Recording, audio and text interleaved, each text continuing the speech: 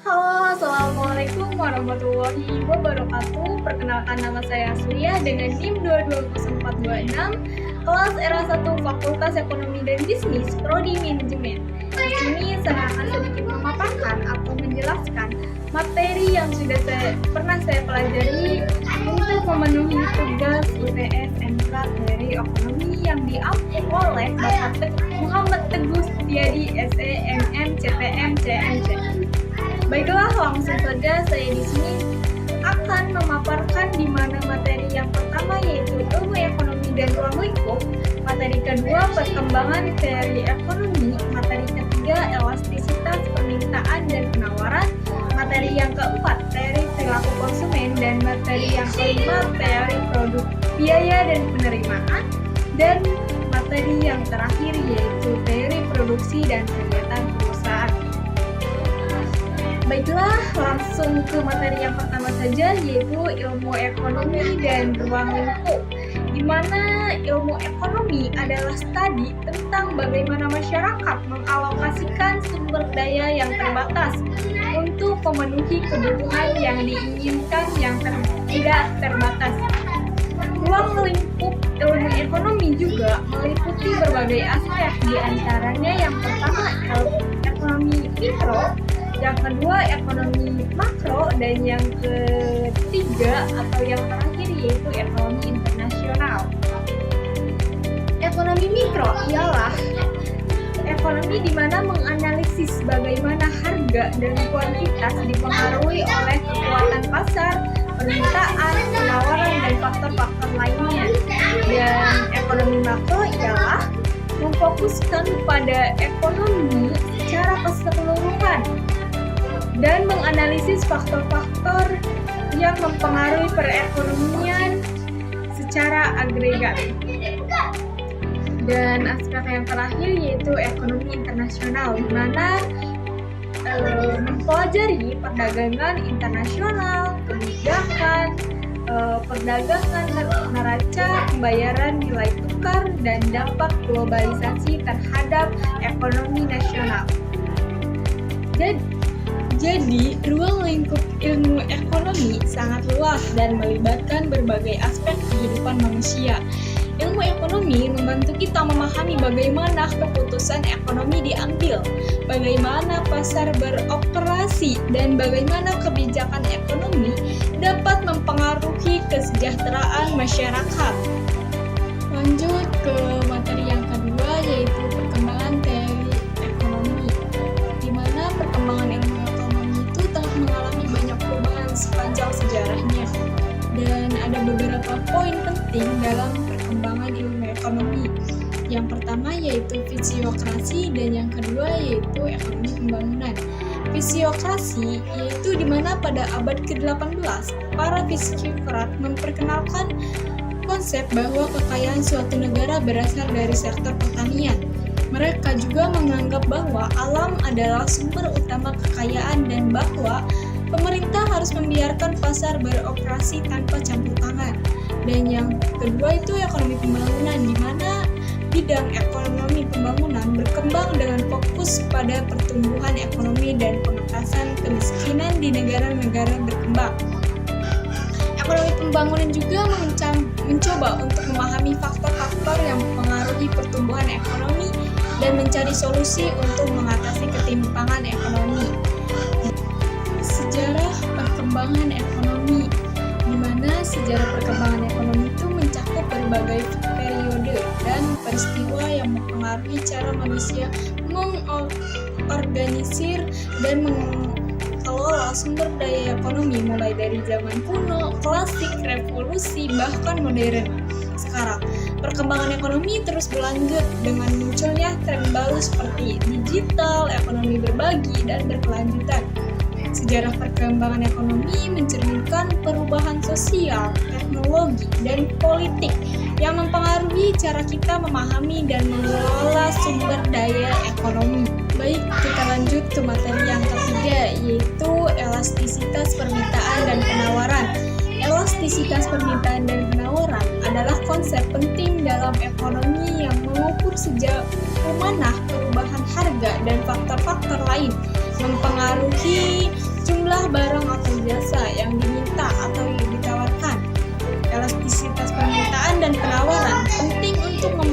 bagaimana pasar beroperasi dan bagaimana perubahan harga atau faktor-faktor lain dapat mempengaruhi keseimbangan pasar.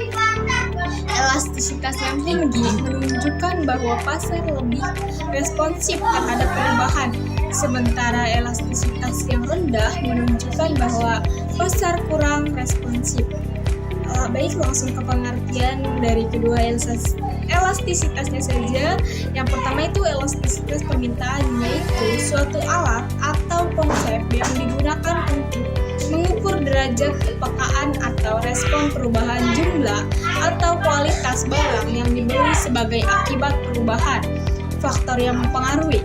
Dalam hal ini pada dasarnya ada 3 variabel pertama yang mempengaruhi. Maka dikenal 3 elastisitas permintaan, yaitu elastisitas harga permintaan, elastisitas silang, dan elastisitas pendapatan. Sedangkan elastisitas penawaran ialah perbandingan antara seberapa besar perubahan jumlah barang yang ditawarkan sebagai akibat dari perubahan harga. Koefisien elastisitas yang diperoleh oleh positif akibat dari korelasi yang positif antara perubahan harga dengan perubahan jumlah barang yang diminta. Lanjut materi yang keempat, di mana itu teori perilaku konsumen. Pengertian dari teori perilaku konsumen yaitu proses yang dilalui oleh seseorang atau organisasi dalam mencari, membeli, menggunakan, mengevaluasi, dan membuang produk atau jasa setelah dikonsumsi untuk memenuhi kebutuhannya. Perilaku konsumen akan diperlihatkan dalam berbagai tahap, yaitu tahap sebelum pembelian, dan setelah pembelian. Pada tahap sebelum pembelian, konsumen akan melakukan pencarian informasi yang terkait produk dan jasa, di mana pendekatan yang digunakan juga untuk memahami bagaimana individu membuat keputusan pembelian dan bagaimana mereka berperilaku sebagai konsumen. Macam-macam teori perilaku konsumen. Yang pertama yaitu teori ekonomi mikro. Teori ini beranggapan bahwa setiap konsumen akan berusaha memperoleh kepuasan maksimal. Dan yang kedua psikologis teori, di mana teori ini mendasarkan diri pada faktor-faktor psikologis individu yang dipengaruhi oleh kekuatan-kekuatan lingkungan. Dan yang ketiga yaitu teori antropologis, di mana teori ini menekankan perilaku pembelian dari suatu kelompok masyarakat yang ruang lingkupnya sangat luas seperti kebudayaan, kelas-kelas, sosial, dan sebagainya. Prinsip-prinsip dasar dalam analisis perilaku konsumen. Yang pertama, kelangkaan dan pendapatan. Yang kedua, konsumen mampu membandingkan biaya dengan manfaat. Yang ketiga, tidak selamanya konsumen dapat memperkirakan manfaat dengan tepat. Yang keempat, setiap barang dapat didistribusi dengan barang lain. Yang kelima, konsumen tunduk terhadap hukum berkurangnya tambah kepuasan atau the law of diminishing marginality. Manfaat perilaku konsumen. Peran perilaku konsumen bagi pemasar atau produsen adalah yang pertama, membujuk konsumen untuk membeli produk yang dipasarkan, dan yang kedua, memahami konsumen dalam berperilaku, bertindak, dan berpikir agar pemasar atau produsen mampu memasarkan produknya dengan baik, dan yang ketiga, memahami bagaimana dan mengapa konsumen mengambil keputusan sehingga pemasar atau produsen dapat merancang strategi pemasaran yang baik. Lanjut materi yang kelima, di mana teori biaya dan penerimaan adalah konsep dalam ekonomi yang membahas hubungan antara biaya dan penerimaan dalam suatu bisnis atau kegiatan ekonomi. Teori ini membantu dalam analisis kebutuhan bisnis, perencanaan keuangan, dan pengambilan keputusan ekonomi secara umum. Penerimaan dalam teori ini mencakup semua pendapatan yang diterima dari penjualan barang atau jasa. Konsep-konsep dasar ekonomi yang digunakan untuk memahami bagaimana perusahaan membuat keputusan produksi dan menentukan tingkat output yang optimal. Macam-macam biaya produksi, ada beberapa biaya, di antaranya yang pertama, biaya tetap dan biaya variabel. Biaya tetap merupakan biaya yang yang dalam kurun waktu tertentu jumlahnya tetap dan tidak berubah. Biaya ini tidak tergantung dari banyak sedikitnya barang atau output yang dihasilkan, misalnya biaya gaji tetap, manajer, sewa tanah, penyusutan mesin, bunga pinjaman bank. Sedangkan biaya variabel merupakan pengeluaran yang jumlahnya tidak tetap atau berubah-ubah sesuai dengan jumlah output yang dihasilkan. Jadi, semakin banyak jumlah barang, jumlah produk yang dihasilkan, semakin besar pula biaya variabelnya. Misalnya, biaya bahan baku, bahan pembantu, bahan bakar, dan upah tenaga kerja langsung. Hubungan antara teori biaya dan penerimaan, di mana dua konsep yang saling terkait dalam ekonomi. Teori biaya membahas tentang pengeluaran dan yang dikeluarkan untuk memproduksi barang atau jasa, sedangkan teori penerimaan membahas tentang pendapatan yang diterima oleh penjualan barang atau jasa tersebut. Kedua teori ini saling mempengaruhi dan membantu perusahaan atau individu dalam pengambilan keputusan yang berkaitan dengan operasi, investasi, atau kebijakan. Materi yang terakhir yaitu teori produksi dan kegiatan perusahaan. Teori produksi dan kegiatan perusahaan adalah konsep ekonomi yang membahas tentang bagaimana perusahaan menghasilkan barang dan jasa dengan menggunakan sumber daya yang tersedia. Teori ini melibatkan analisis tentang hubungan antara input, faktor produksi atau output, barang atau jasa yang dihasilkan. Ada beberapa konsep penting dalam teori produksi dan kegiatan perusahaan, di antaranya yang pertama faktor produksi, di mana faktor produksi adalah sumber daya yang digunakan dalam proses produksi, dan yang kedua fungsi produksi, di mana ada hubungan antara input dan output dalam proses produksi, dan yang ketiga skala produksi, di mana mengacu pada ukuran dan tingkat produksi perusahaan, dan yang keempat efisien produksi adalah kemampuan perusahaan untuk menghasilkan output yang maksimal dengan menggunakan jumlah input yang minimal. Dan yang terakhir, biaya produksi, di mana jumlah uang yang dikeluarkan perusahaan untuk memproduksi barang atau jasa.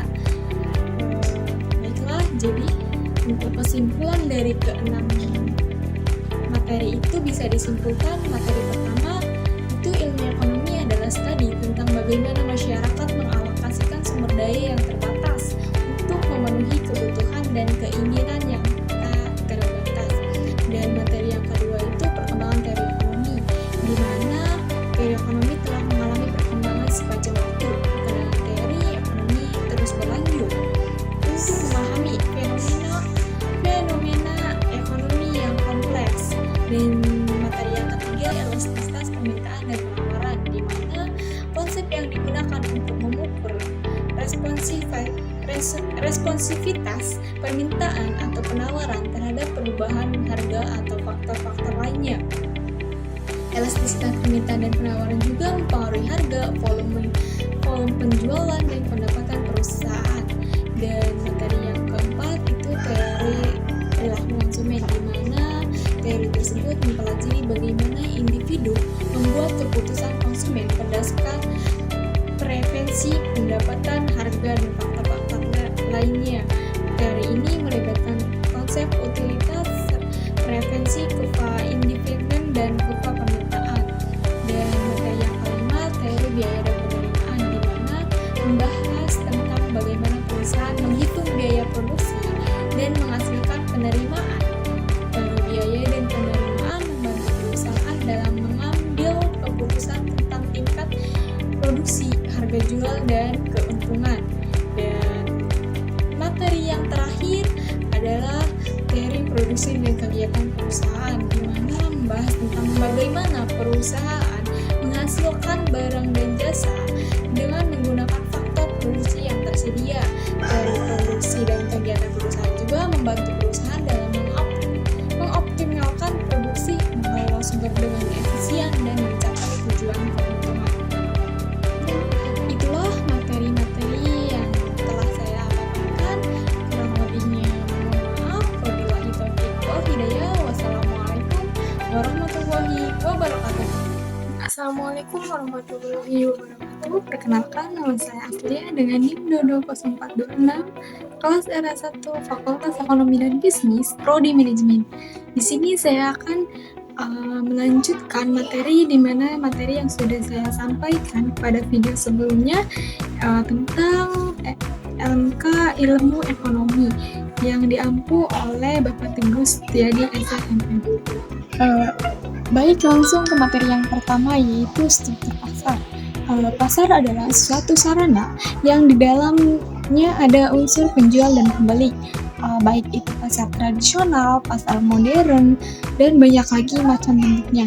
Di dalam pasar juga merupakan tempat bertemunya antara penjual dan pembeli, baik secara langsung ataupun secara tidak langsung.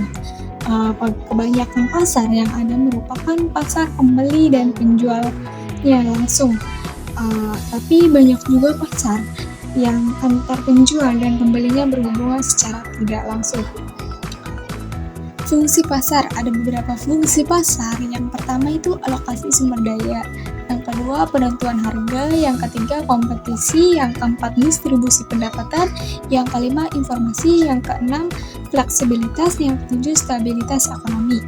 Sistem struktur pasar. Struktur pasar adalah pergolongan produsen kepada beberapa bentuk pasar berdasarkan pada ciri-ciri seperti jenis produk yang dihasilkan, banyaknya perusahaan dalam industri, mudah tidaknya keluar atau masuk ke dalam industri, dan peranan iklan dalam kegiatan industri. Analisis ekonomi dibedakan menjadi pasar persaingan sempurna dan pasar persaingan tidak sempurna, yang meliputi monopoli, oligopoli, duopoli, monopolistik, monoposoni, duoposoni, dan oligoposoni. Pasar persaingan sempurna, jenis pasar persaingan sempurna terjadi ketika jumlah produsen sangat banyak sekali dengan memproduksi produksi yang sejenis dan mirip dengan jumlah konsumen yang banyak. Contoh produknya adalah seperti beras, gandum, batu bara, kentang, dan lain-lainnya.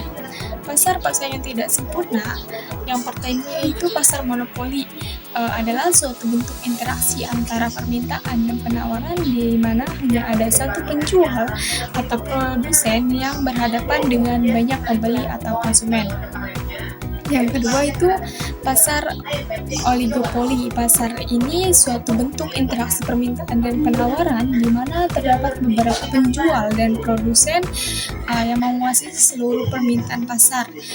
Baik, lanjut ke materi yang kedua, di mana menjelaskan tentang pendapatan nasional. Pendapatan nasional adalah salah satu indikator untuk mengukur perkembangan tingkat pembangunan dan kesejahteraan pada suatu negara dalam waktu. Dengan menggunakan metode perhitungan pendapatan nasional dapat diketahui arah tujuan dan struktur perekonomian suatu negara. Selain itu, menghitung pendapatan nasional bermanfaat untuk mengetahui tingkat kemakmuran suatu negara, mengevaluasi kinerja perekonomian dalam skala tertentu.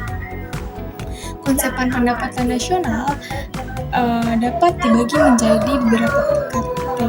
Yang pertama itu produk domestik bruto atau GDP, merupakan jumlah produk berupa barang dan jasa yang dihasilkan oleh unit-unit produksi di dalam batas wilayah suatu negara atau domestik selama 1 tahun, baik penduduk negara maupun penduduk asing yang berada di dalam negara tersebut. Yang kedua itu produk nasional bruto (GNP), nilai produk berupa barang dan jasa yang dihasilkan oleh penduduk suatu negara selama 1 tahun, termasuk yang dihasilkan warga negara tersebut yang berada di luar negeri. Yang ketiga itu produk nasional neto adalah GNP, dikurangi depresiasi atau penyusutan barang modal atau sering pula disebut dengan net payment dan lain-lain. Faktor yang mempengaruhi pendapatan nasional. Yang pertama ini konsumsi. Konsumsi ini meliputi seluruh pengeluaran negara dalam rangka mendapatkan barang dan jasa dalam kurun waktu tertentu. Tingkat konsumsi ini akan mempengaruhi pendapatan nasional. Semakin tinggi konsumsi negara, maka pendapatan akan semakin menurun dan sebaliknya. Dan yang kedua itu investasi dan tabungan. Aktivitas investasi dan tabungan sangat penting sebab berkaitan dengan samping negara faktor. Investasi dan tabungan dapat menghasilkan keuntungan di masa depan sehingga mampu meningkatkan pendapatan nasional. Pendapatan adalah suatu pendapatan di mana pendapatan nasional diperoleh dengan cara menjumlahkan pendapatan dari berbagai faktor produksi yang memberikan sumbangan terhadap proses produksi. Metode perhitungan pendapatan nasional. Yang pertama itu kompensasi untuk pekerja, pendapatan upah dan gaji serta penerimaan lain seperti pemberian tunjangan pensiun, jaminan sosial dan pendapatan lainnya. Yang kedua itu keuntungan perusahaan, merupakan pendapatan yang dihasilkan suatu perusahaan karena mengelola sumber daya yang dimilikinya. Baik, lanjut ke materi yang ketiga, yaitu persaingan monopolistis. Pengertian persaingan monopolistis itu pasar persaingan monopolistik pada dasarnya adalah pasar yang berada di antara dua jenis pasar yang ekstrim, yaitu persaingan sempurna dan monopoli. Oleh sebab itu, sifat-sifat mengandung unsur-unsur sifat pasar monopoli dan unsur-unsur sifat pasar persaingan sempurna. Persaingan monopolistis adalah suatu kondisi di mana pasar yang mengarah pada pemisahan ekonomi menjadi beberapa pemain yang memiliki oligopoli. Dalam sebuah industri di mana oligopoli mengendalikan produksi dan distribusi sebagai besar komoditi yang dihasilkan oleh tiap-tiap pemain. Bentuk-bentuk persaingan monopolistis itu mengendalikan rahasia produksi. Dalam kasus ini, suatu pemain di pasar memiliki monopoli dalam produksi sebuah produk, dan pemain lain tergantung pada produksi tersebut untuk keberlangsungan mereka di pasar. Persaingan monopolistis yang mengendalikan rahasia distribusi. Dalam kasus ini, suatu pemain memiliki monopoli dalam distribusi sebuah produk, dan pemain lain tergantung pada produksi tersebut untuk keberlangsungan mereka di pasar. Fungsi persaingan monopolistis. Yang pertama itu fungsi mengakumulasi pemain di pasar. Persaingan monopolistis dapat mengakumulasi pemain di mana pasar karena pemain lain harus bergantung pada pemain dominan untuk keberlangsungan mereka di pasar. Yang kedua itu menginsakskan pemain ke dalam pasar. Persaingan monopolistis dapat menginsakskan pemain ke dalam pasar karena pemain lain harus tergantung pada pemain dominan untuk keberlangsungan mereka di pasar. Yang ketiga itu untuk memungkinkan perusahaan menetapkan harga yang sedikit berbeda berdasarkan diferensiasi produk. Sistem persaingan monopolistis memungkinkan adanya inovasi dan pengembangan produk baru. Sistem persaingan monopolistik. Yang pertama itu tidak kepuasan. Yang kedua, di mana ketidakpuasan terhadap pasar sempurna dan monopolistik karena kekhawatiran dari sistem pasar monopolistik produsen. Sistem persaingan monopolistik. Yang pertama itu ketidakpuasan terhadap pasar sempurna dan monopoli. Karena kekhawatiran dari sistem pasar monopolistik, produsen mungkin lebih puas dengan sistem pasar sempurna dan pasar monopolistik. Yang kedua itu sumber daya alam yang melimpah. Sumber daya alam di Indonesia sangat melimpah sehingga memungkinkan banyak orang atau produsen untuk memulai usaha dan menghadapi persaingan dengan produsen lain. Yang ketiga itu produk diferensial yang tidak terlalu tinggi. Diferensiasi produk yang terlalu tinggi membuat setiap produsen lebih mudah dalam memaksimalkan keuntungannya. Beberapa contoh pasar monopolistik yaitu pasar kosmetik dan perawatan kulit, pasar pakaian, obat-obatan, tempat makanan atau cepat dan lain-lain. Baik, lanjut ke materi yang keempat di mana menjelaskan tentang pengertian pasar bebas. suatu sistem ekonomi di mana perdagangan dan bisnis dilakukan tanpa adanya campur tangan atau kendali pemerintah dalam bentuk tarif, kontrak, ataupun regulasi yang berlebihan. Konsep ini didasarkan pada prinsip bahwa kekuatan pasar melalui mekanisme penawaran dan permintaan dapat mengatur sendiri aktivitas ekonomi. Beberapa karakteristik pada pasar bebas melibatkan kebebasan pedagang. Tidak ada hambatan signifikan dalam perdagangan antara negara atau entitas ekonomi. Barang dan jasa dapat beredar secara bebas tanpa adanya tarif atau kuota yang membatasi akses. Yang kedua itu persaingan. Pasar bebas mendorong persaingan yang sehat antara produsen dan penjual. Keberadaan banyak pemain dalam pasar dapat menghasilkan inovasi, kualitas produk yang lebih baik, dan harga yang bersaing. Yang ketiga itu kebebasan konsumen, yang keempat kebebasan produksi, dan yang terakhir itu hukum penawaran dan permintaan. Fungsi pasar bebas adalah memberikan kebebasan kepada masyarakat dalam melakukan aktivitas ekonomi baik ekspor maupun impor, serta memberikan transformasi informasi yang berkaitan kuantitas, permintaan, dan harga barang. Tujuan pasar bebas yang pertama itu memperluas pasar. Yang kedua itu pasar bebas adalah suatu di antara sarana guna memperluas jangkauan konsumen untuk suatu produksi. Hal ini karena hambatan ekspor impor setiap negara semakin menipis sehingga produsen dapat melakukan riset pasar internasional. Baik, materi yang kelima yaitu membahas tentang kebijakan fiskal dan moneter.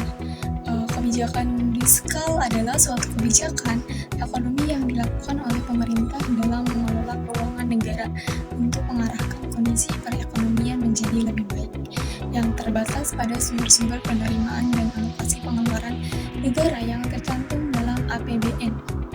Fungsi kebijakan fiskal terdapat 3 aktivitas utama dari otoritas fiskal yang mencerminkan fungsi spesifik dari kebijakan fiskal, yaitu fungsi alokasi, fungsi distribusi, dan fungsi stabilitas. Tujuan kebijakan fiskal adalah untuk mengatur tingkat pertumbuhan ekonomi, menciptakan lapangan kerja, menjaga stabilitas fiskal negara, mengurangi tingkat pengangguran, serta memboroskan sumber daya, mewujudkan keadilan sosial, mendorong laju investasi, membantu mendorong laju investasi, membuka kesempatan kerja yang luas, serta menjaga stabilitas atau kestabilan harga barang serta jasa sehingga terhindar dari inflasi. Instrumen kebijakan fiskal adalah alat yang digunakan oleh pemerintah untuk mengatur pengeluaran pendapatan dan utang negara guna mencapai tujuan-tujuan kebijakan fiskal. Instrumen kebijakan fiskal meliputi pajak, pengeluaran belanja, obligasi publik, dan alokasi anggaran. Kebijakan moneter adalah supaya mengendalikan atau mengarahkan perekonomian makro ke kondisi yang diinginkan yang lebih baik dengan mengatur jumlah uang yang beredar. Yang dimaksud dengan kondisi yang lebih baik adalah meningkatkan output keseimbangan atau terpeliharanya stabilitas harga atau inflasi terkontrol. Melalui kebijakan moneter, pemerintah dapat mempertahankan, menambah atau mengurangi jumlah uang yang beredar dalam upaya mempertahankan kemampuan ekonomi untuk tumbuh, sekaligus mengendalikan inflasi. Fungsi kebijakan moneter mencapai stabilitas nilai mata uang suatu negara, memelihara stabilitas sistem pembayaran, mempengaruhi ekspektasi dan perilaku masyarakat dalam kegiatan konsumsi, produksi, dan investasi, mengurangi ketidakpastian ke depan, menjaga keseimbangan neraca pembayaran internasional, mendorong pertumbuhan ekonomi, menjaga stabilitas harga, dan mengendalikan laju inflasi. Tujuan mencapai stabilitas nilai mata uang, mendukung pertumbuhan ekonomi berkelanjutan, memelihara stabilitas serta keuangan, menjaga stabilitas sistem pembayaran, dan mengurangi ketidakpastian ke depan. Instrumen kebijakan moneter mencakup beberapa alat yang digunakan oleh bank sentral untuk mengendalikan jumlah uang yang beredar dan suku bunga guna mencapai tujuan-tujuan kebijakan moneter. Baik, materi yang terakhir yaitu tentang perekonomian terbuka. Definisi dari dalam perekonomian terbuka Negara tidak hanya terlibat dalam kegiatan ekonomi di dalam batas-batas nasionalnya sendiri, tetapi juga terlibat dalam hubungan perdagangan dan investasi dengan negara-negara lain di Indonesia. Ekonomi yang terbuka memberikan peluang bagi pertumbuhan ekonomi dan akses ke sumber daya internasional, tapi juga meningkatkan kerentanan terhadap perubahan di pasar global. Fungsi perekonomian terbuka yaitu fungsi utama perekonomian adalah memfasilitasi perdagangan internasional dengan terlibat dalam ekspor dan impor barang dan jasa. Negara dapat memanfaatkan keunggulan komparatifnya untuk meningkatkan produksi dan pertumbuhan ekonomi.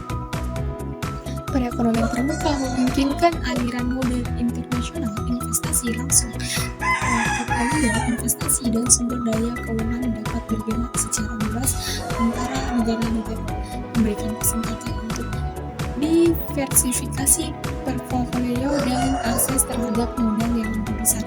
Tujuan penerapan perekonomian terbuka yaitu pertumbuhan ekonomi. Salah satu tujuan utama penerapan perekonomian terbuka adalah mencapai pertumbuhan ekonomi yang berkelanjutan, efisiensi dan inovasi. Perekonomian terbuka mendorong efisiensi dan inovasi.